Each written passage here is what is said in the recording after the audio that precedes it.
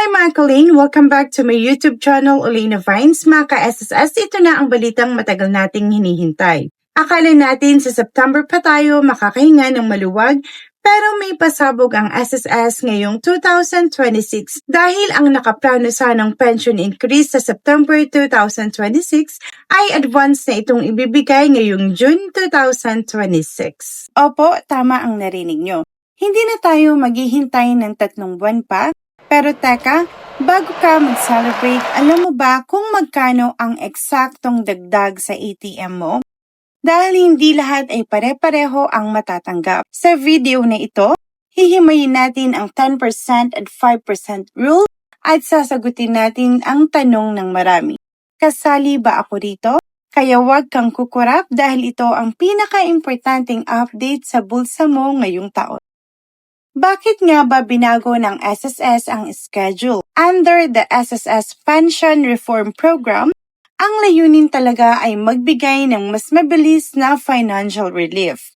Alam natin na tumataas ang presyo ng bilihin, kaya ang pondong nagkakahalaga ng 6.5 billion ay itinalaga na para sa early implementation na ito. Mga ka-Lane, linawin lang natin.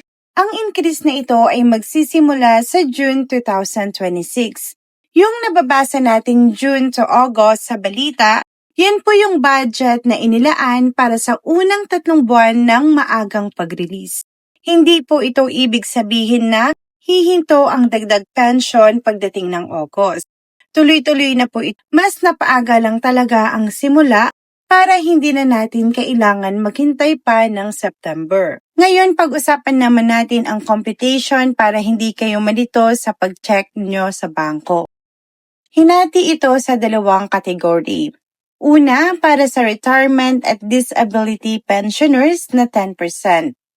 So, kung ang pension mo ngayon ay 5,000 pesos, ang 10% niyan ay 500 pesos. So, ang bago mong pensyon sa June ay dapat 5,500 pesos na. At kung ikaw naman ay may 10,000 pesos na pensyon, may dagdag ka na 1,000 pesos buwan-buwan. Malaking tulong na ito para sa kuryente at tubig.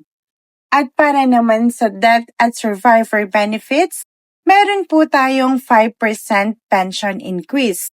Halimbawa, kung 4,000 pesos ang natatanggap mo, may dagdag ka ng 200 pesos. Baka sabihin ng iba, bakit mas maliit?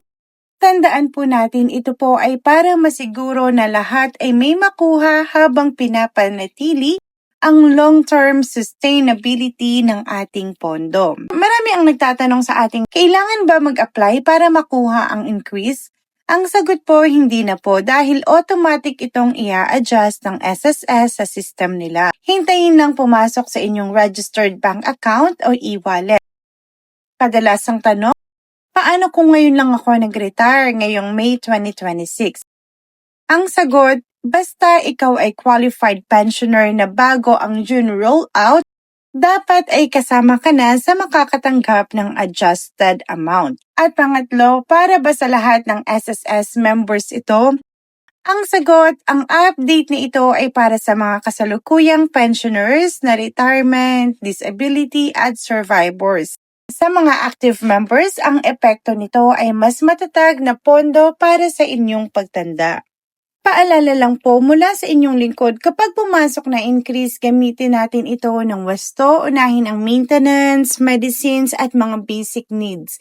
At mag-ingat din tayo sa mga scammers, walang tatawag sa inyo para hingin ang inyong OTP o password para makuha ang increase.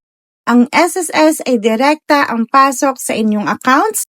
Kung may duda, pumunta sa official SSS website o sa pinakamalapit na branch sa inyong lugar. Sana ay nalinawan kayo sa magandang balitang ito. Kung nakatulong sa inyo ang video na ito, pakishare naman po ito sa inyong mga Viber groups o Facebook para malaman din ng mga kakilala ninyong seniors. At huwag kalimutang mag-subscribe at i-click ang bell icon para lagi kayong updated sa mga social security benefits at iba pang tips para sa inyong pamilya.